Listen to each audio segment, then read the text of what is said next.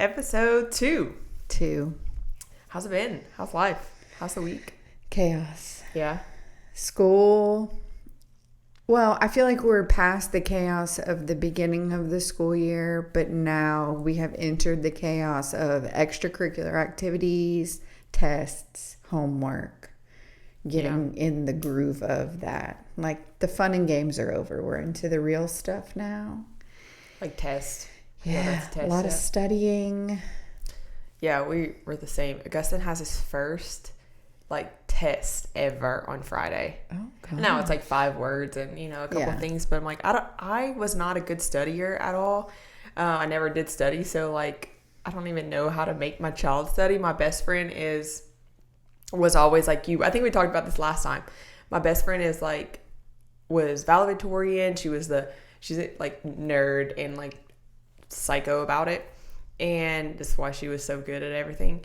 But her little girl was in Augustin's class, and so I was asking her, I was like, what are y'all doing to study for the test? She's like, I'm making her write it and do it. She's saying all these things. I'm like, oh, okay. So I texted Jonah, Augustin's dad, and I was like, Augustin has a test on Friday, make sure you know the words.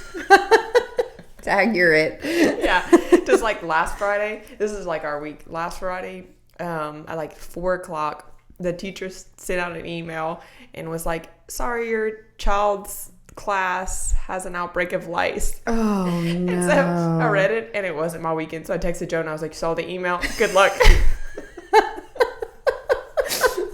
the perks of having 2 households, you go ahead, have fun with it. But he was fine, everybody was fine, no lice to report. But thank God. I know you say homework is kind of traumatizing for all of you at your house. It's just a lot. Yeah. It's a lot. They really, if I'm struggling, the questions are so much critical thinking is required. If I'm struggling to figure out what the right answer is, my 4th grader who could not care less about any of the schoolwork, no. Yeah. No, he's done. So I would be poor thing. I know, it's been chaos. We don't have one free weekend until 2024, legitimately. And so all fun things, right? We're going to the Astros game, we're getting married, we're there's a lot of fun events, but literally not one free weekend until 2024. Oh my God. So it's just been wild. It's fun. And I hate even saying it, but there was some beauty in the COVID shutdown when you couldn't do anything. Slowness. Yes. It forced you to stay home and take everything off your calendar, which was kind of nice. I know. No obligations, no pressure to have obligations. We could just spend time together and slow pace. Yeah. I know. I was telling Zach that the other night. We need to stay home more. I need to be able to think, especially thinking about as things come up, and I'm I would love to pray about that or reflect on that or talk about it on the podcast, to write down my thoughts or whatever. We're at such a high, fast pace that you don't have time for those moments to develop. And this morning I was in the Adoration Chapel and I was reflecting on what we were going to talk about in just this last week. And I texted Father Sibley and I told him, I said, I feel the most like myself whenever I get to spend the morning with my cup of coffee in the Adoration Chapel. And I think the reason for that, I was kind of thinking about why does that make me feel like myself? Because I just wanted to know what I was identifying with. And obviously the Eucharist, but I think a lot of it was the slowness. Just a time to be able to reflect on thoughts, especially thoughts that have been bothering me or needing to hash out. And just that moment just to be a little bit, it gave me a little bit of life. I was like, man, you would think this is something you would do more regularly but we don't, because we let everything else go by. When I tell you, it's so funny that you're bringing this up, because you know how randomly you'll have these Holy Spirit things that just keep hitting you across the head over and over and over until you finally just listen to it. Right now, what keeps getting thrown in front of me is that I need to sit in silence. There was I listened to Hallow app in the morning, and this week one of the episodes was all about the importance of sitting in silence. And I know that it's something that I need to do, but I have so much trouble not filling in every ounce of time with noise. And it's just noise. Like, it's not even always productive. Even if I'm driving in my car, I'm putting a podcast, or even I listen to a lot of true crime and legal stuff, and I'm zoning out, but there's noise in the background. And so I've been trying to make not doing a very good job at it, but I've got to carve out more silent time. And she talked about that specifically, about how you need that time for your own thoughts, and because if you don't ever stop and allow the silence, you're never giving yourself a chance to really hear what God has to tell you. Yeah. And then this morning I started thinking I need to go on a silent retreat, which sounds like a nightmare to me. Good luck finding one. Really? Yeah, it's hard. A good one. Oh, well, I mean, what is there to do? I can probably find like a lot of good references, but it's really hard to find. Really? A good I thought one. There was one locally. They do. They have one, like they do them at the Abbey in New Orleans, I think, or Covington. I can't remember where. Like the Jesuits. The Jesuits Center. one does one, but it's really hard to find it, like, for what you're looking for, or it's like one time a year, so it's not. I was really looking for an engaged retreat to go on, like Zach and I, like through this process, and that's really hard. The only like one that people said was like worthwhile was one time in February, so if you miss it, you're out. And obviously we weren't engaged in February, so you know we had to go to an engaged retreat. We had to. It depends on your church. Oh, because we had to either do a retreat or get like a couple to do a marriage prep. Yes. Yeah. And we did the retreat. The diocese, and this is where I can go on my tangent. If Zach was listening, he'd be like, oh my gosh, SOS, escape this. But the diocese only requires an engaged couple to do, at the minimum, 8 hours or a day where you go to the diocese and you listen to a speaker and they talk about whatever. There's a couple of different ones. And it's all on their website and stuff. It's like specific, but that's the only thing they require, a day of it, 8 to 5 or whatever it is. So all the rest of the stuff is parish specific? Parish or like pre-specific. Because we had to do an NFP course too. Yeah, that's not technically the requirement. Wow. And so, but this is my tangent, because coming from someone that has been married in the church, been divorced, going through the 2-year annulment process, which I'm sure we would get into at one point, which I love, and it was beautiful and it was painful and it was aggravating at the same time, to going backwards and getting married again in the Catholic Church. You would think, as much emphasis as everybody puts on that, you know, marriages are important and families are important, and we do a bad job of staying together and, you know, all of that. And as much that goes into the annulment process and the healing process, we don't do a very good job of like prepping people to enter into that sacrament. We don't. And there's a whole lot of reasons for it. Probably the biggest one is resources, but I'm like, that's where it's frustrating, because 6 hours in a day will not cut it, because anybody can go sit there, play on their phones, twiddle their thumbs for 6 hours. If anybody has gone through a couple marriage prep, you would know like how extensive it is and how much you can really get into some family issues, some financial issues, some like nothing that's probably going to break up a marriage, or a potential marriage, but give couples something to chew on and prepare for. not all churches do that. Now, you get your good ones, and probably the ones that have like your cathedrals or Wisdom, where people want to get married because the church is beautiful, and they probably have more of a sophisticated, but in our case, Holy Cross is not the prettiest church. So they probably don't get very many requests to like get married there. And they have a short altar. I mean, walkway. Walkway, yes. What's it called? Aisle. They were just kind of indifferent about it. I'm like, don't be indifferent about it. Like and so good thing Father Sibley he said that he wanted us to do X, Y, Z, even though we wanted to, and we are, but it's just like kind of frustrating. And so this is a whole thing about one day, I hope that I can do something along those lines. Like I can facilitate something. I've always like wanted to do retreats and stuff. If you can only make money doing retreats in the Catholic Church, that would be up my alley.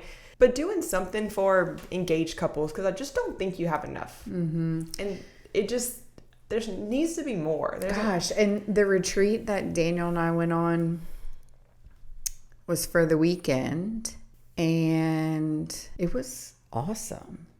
Like we both were not thrilled about going, and the accommodations were not great because we were at ABC where they do acts, but we were in the bunk rooms, like with the bunk beds, like with and the community girls. Showers. Yeah, they split the men and women up. Yeah. So I slept with the lights on because I was scared of bugs. But like the meat of the retreat was phenomenal. We both left that weekend. This was awesome.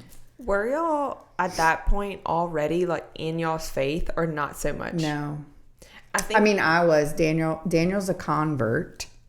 So he went through RCIA once we got engaged. So maybe when we did, I forgot about that. The retreat, he may not have even been Catholic yet. I don't remember the exact timeline. And that's the thing. So being a product of, I had a very strong upbringing in my faith, especially in my formation in high school, but also being a product of Our Lady of Wisdom, we were spoiled when it came to formation and retreats. And so for us, and I say us because I know I'm not the only ones, and it's important to draw that distinction because it does matter where you are in your spiritual life and your journey.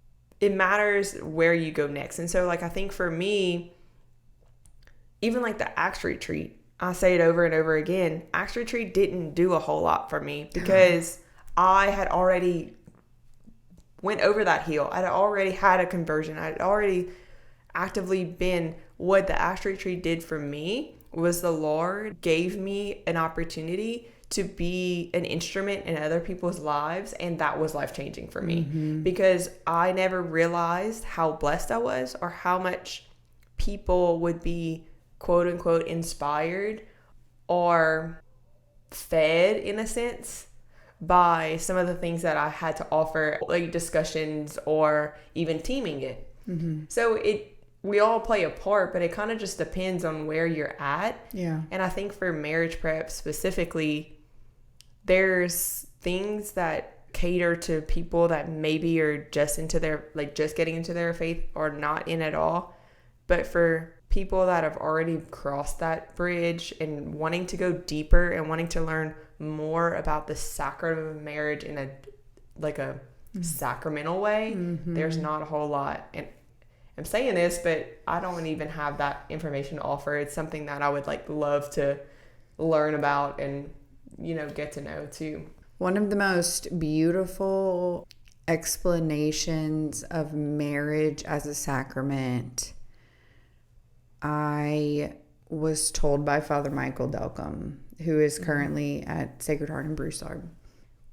The conversation came about because we were talking about natural family planning. Daniel and I were really struggling with the concept of NFP. More so Daniel as a Catholic convert, just not understanding what is the purpose of this. And so I scheduled a lunch with the priest who we didn't know to talk about very intimate things. Because that is your type A personality to take that head on and be like, okay, I will solve this problem. We're going to fix this up real quick. So we went to lunch, and I mean, he blew us both away. And Daniel went into the lunch very negative and rolling his eyes, but then walked out convicted.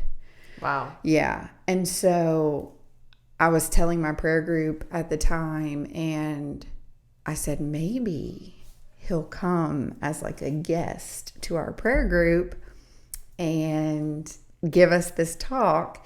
And Yvonne B. Avenue was in that group with me.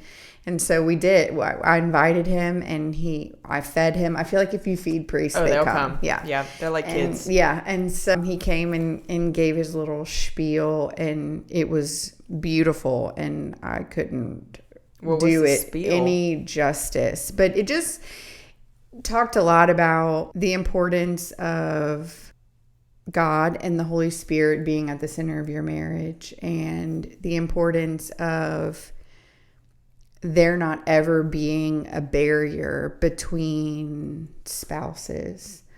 I told him, I'm like, you need to shout this from the rooftops, because it was good, Yeah.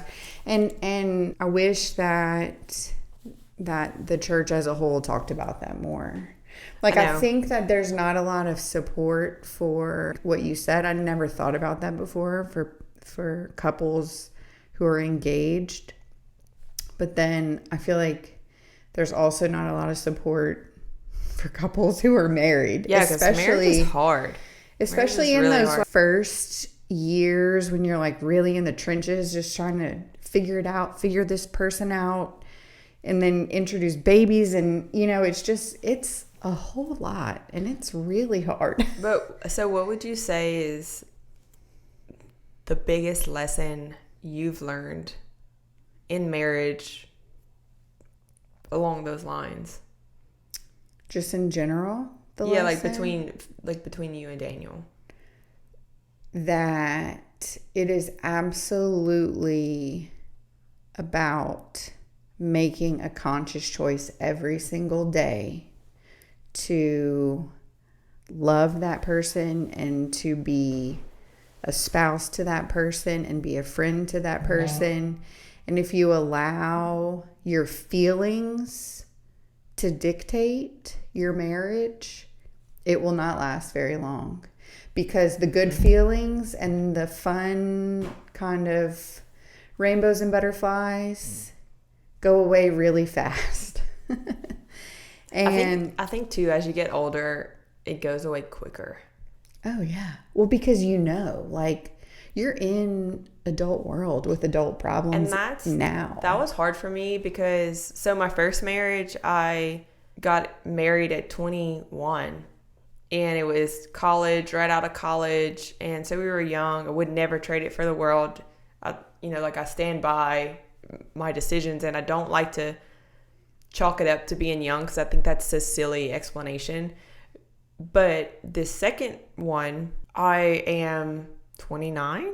Yeah, I'm 29, but Zach is 37. But we're old. What I mean by that is just we're older. Have full jobs. I have a 7-year-old. We have our own house notes. We have, we're more into the world. Established. And I think too, like, I've also have experienced marriage before, and so I know some of these things that you don't quite understand until you're in it. That was hard for me, because I felt like the honeymoon phase was over in like a week before it started. Because you go into it just more aware of just life in general, and you're not so naive. Ignorance is a bliss. It truly is a bliss. And so I know what you mean by like it goes way fast. And I think as you get older, it goes way quicker.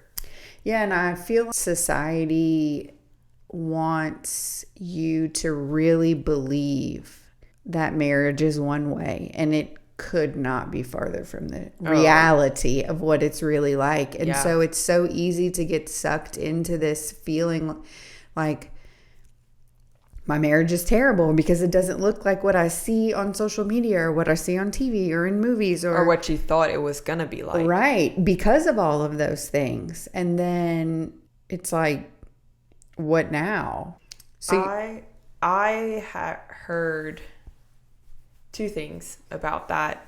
One, I was like, saw a TikTok, a reel that like kind of said, whenever you feel like you're not getting from your spouse or your significant other, like you're not getting what you need, so you're building up a lot of resentment or frustration because you're hurting and you need stuff from them, give more to them in that moment. Like in those moments when you feel like you're not receiving and you should be, whether it's true or not, go the extra step of putting more into the relationship. I like that. And it sounds so silly. I was talking to one of my girlfriends about that because she was, we were talking about her struggles currently. Marriage is a roller coaster. And I'd said that, but even in my own, like, Zach and I aren't married yet, but even in relationships, I think it's probably fair to say about all relationships, the minute you start giving more, you kind of forget about what you're not getting. And then I think I don't know the answer of why it works because I'm not like a psychologist or anything, but it almost filled in, like in my experience, it fills in his insecurities or his emptiness, and then in return has more to offer back. It's like, because a lot of times when you're not getting what you need from the other person, it's probably because they also feel the same way about you. Yeah. And so like if you fulfill something that they're needing, they're likely going to fulfill it back to you. And that was like very eye-opening to me. And it's crazy that I saw it. See, Instagram could be good for something, but I saw it and then like it convicted my heart a little bit, because I know for me, the minute I start feeling like I'm not getting what I need or what I want, I start being a little passive aggressive or short, or because it's like I'm trying to wave a flag of like, I'm mad or I'm not, like, you're not good enough, like do something about it. Right. And so it's a terrible trait I have. I'm trying to wave this flag so that he can see it and change his actions, but in return, I just need to change mine, and then it fixes the whole problem, Yeah, it makes sense. We have gone to couples therapy on and off for years, and it wasn't intentional. I love therapy. Me too. I do love therapy. It wasn't intentional. It had started off, he needed some help with like stress management and etc. And then the therapist pulled me in, and then it quickly morphed into couples therapy, and it ended up being phenomenal for us, even though it was early on in our marriage. And our therapist, I remember at the time, told us that a lot of the things that we were kind of dealing with in therapy were small things. And they really were small things. But he said, what you don't realize is a lot of people don't deal with these small things. And it's like bricks, and they just build and build and build. And now suddenly all these small things are this giant wall that you have to overcome. And so if more people would take advantage of seeking out help, therapy, a group, anything, you can kind of deal with some of those things. To figure out what those bricks are. Because like you said, not everybody has the same problems. No. We are all infinitely unique. And so we come from all crazy backgrounds. And so marriage problems, relationship problems, personal problems will not be the same. Right. And it's just that. I read a quote that also convicted my heart of, it's not you against that person, it's you and that person against the problem. Yeah. And a lot of times there's this problem, maybe this small brick, maybe not even a brick, maybe it's like a pebble, but you're at combat about this pebble against each other, forgetting that the pebble is the problem. Right. You know, not, hey, Mallory, let's try to figure out what to do about this rock. And then it just hurts the person instead of fixing the problem. Well, I know, I'm sure that you equally deal with the same issue in that. What, men? Well, we're not the type of females who are going to back down. Surrender. And on the contrary, we will fight to the death. So at all costs. So sometimes I'm never wrong. Exactly, me either. Pretty much always right. But you know what? If I'm arguing about it, it's because I know I'm right. Yes, but on a pause, for real, I am usually pretty right. Because if you're convicted about something, it's probably because you've done the research or experienced it before. Right. And so you're going to push because you know I'm not going to argue with you if I even have the smallest doubt that maybe I'm unsure. I'm not going to battle over it. I'll die on it. I will. Even if you think you could be wrong. I'll probably preface it by I don't know, maybe about that, but I won't let it rest. See, if I'm I'm not giving in. It depends on the gravity of it. I know that I'm right. I also have this weird trait where I know a lot of random crap, and Zach hates when I use the word crap. I just didn't want to use a curse word. Anyway, I know a lot of random stuff.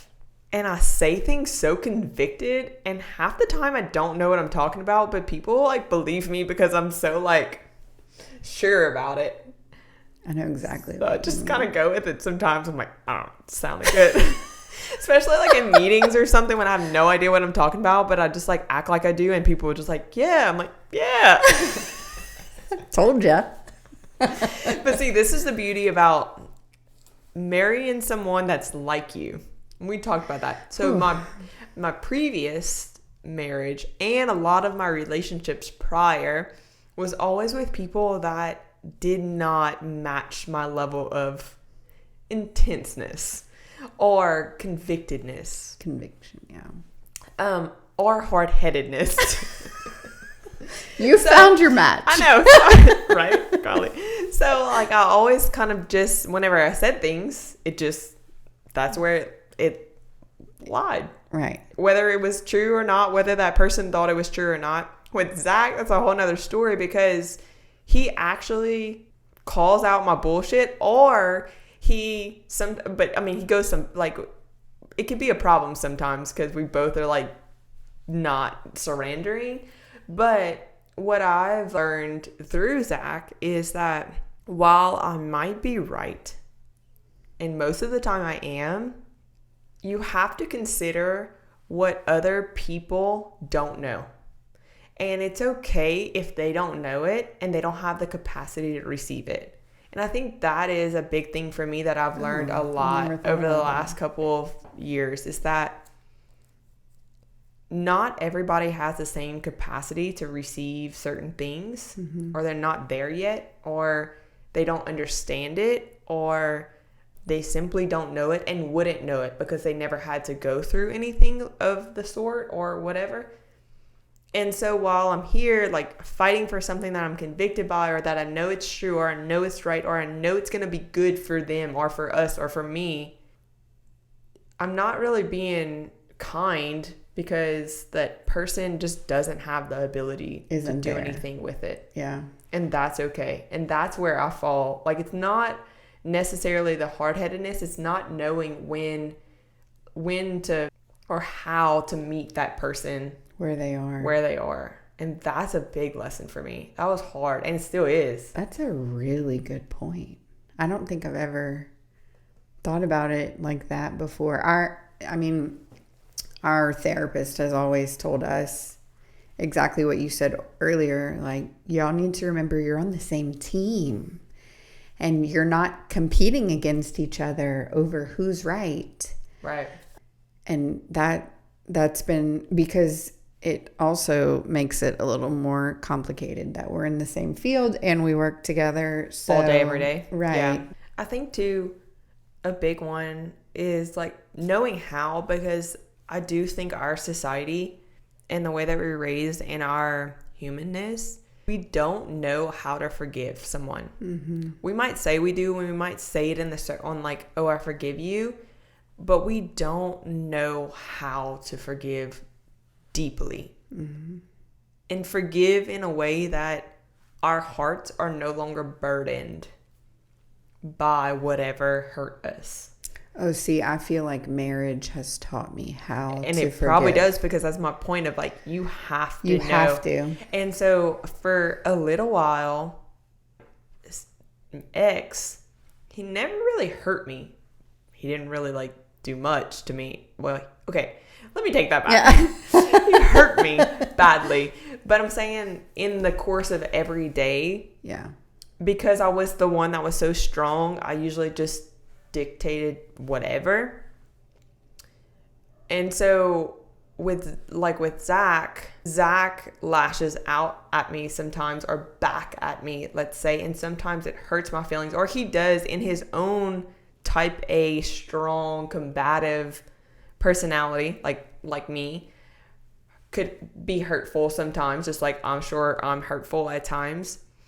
And I've had to learn how to actively forgive someone for doing that, like I hope someone would forgive me, because when it comes down to it, we didn't mean to. Right. And it wasn't that. And so I think marriage would teach you that, because you have no choice but to forgive. But if you don't learn how to deeply forgive, you're just going to build up a bunch of resentment, and it's going to be miserable for everybody. Sometimes if we're arguing about something, or Daniel will say, when do I do that? Or when have I done that? Like, he wants a very specific example. And my response is always, I can't give you one, because I've had to move on. If I kept tallies of every time you did that thing, I don't think we would still be married. Yeah. I've had to move on from that. I cannot dwell, because we got too much other stuff going on. And the reality is that for every single time that Daniel hurt you, you've hurt him. Oh, yeah. And so that's just the reality. Yeah. Of course, there's exceptions to the rule of abuse and, all. But in a normal, healthy marriage, even semi-healthy, we don't have a choice but to hurt the other person, because that's just simply what we do. Our sinfulness hurts people. I go back through Sister Miriam, and is my favorite.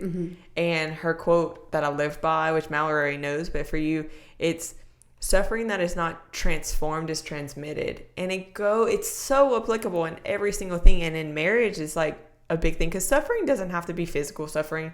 It doesn't have to even be like this big, heavy emotional suffering. It could be the little things. It could be the suffering of not feeling good enough, or not feeling wanted or desired, like in a marriage, like the smallest sufferings. If it's not transformative, like if it doesn't do something in your heart, or if you don't take it and absorb it and, allow the Lord to basically flush it out of you, it's going to be transmitted. And that's where it gets transmitted to. It gets transmitted in resentment, in lashing out, passive aggressiveness to your kid, my poor kid. Like, it's there. Like, the Lord never says, do XYZ and you won't ever hurt, or you will never sin.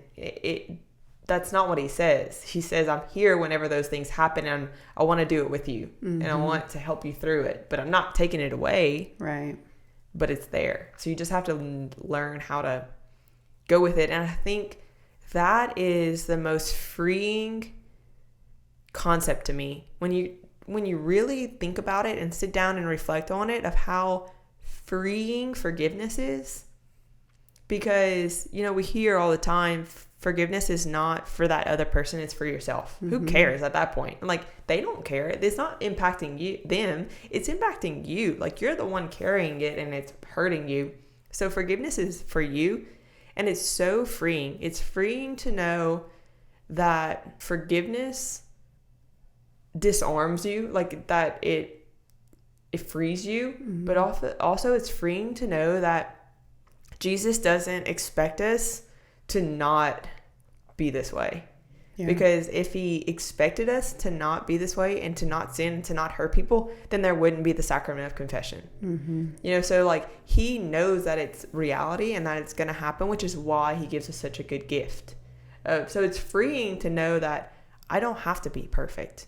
I don't have to live my life, which for us, that's like... I'm nodding and thinking internally because that's a big deal. Like for me, it's like, in order for me to have this marriage that lives up to what I think it should be, or what everybody tells me it should be, or what the Lord wants, it has to be perfect. It has to have no arguments. It has to have, no flaws. Like it has to do all these things. And even in my personal life, like Regan, for you to be the saint that the Lord's calling you, you can't cuss, you can't like hurt people, like, you can't do all the things that you struggle with on a daily basis.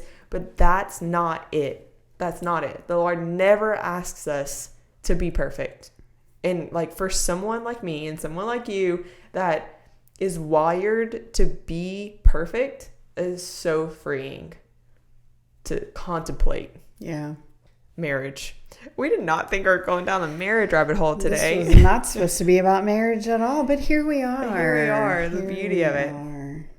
It's so much fun. It's exciting to see where the next episodes are going to go. I like that it's just a natural evolution of conversation, Yeah. So if you have any fun marriage advice, or struggles or questions or conversation starters, we would love to hear them. Send us a message.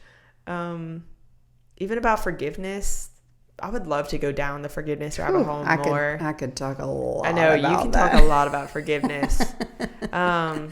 So if that's something that you think you guys would want to talk about more, just let us know. We're here. We're excited. Maybe that can be our next episode. Forgiveness. Yeah. That might have to be like a 2-part. I know. Whew. Oh, man. Know that we're praying for you. Like Father Mike Schmidt says, we're praying for you. Pray for us. And we'll see you next time. Bye. Bye. This time you didn't leave me hanging. No.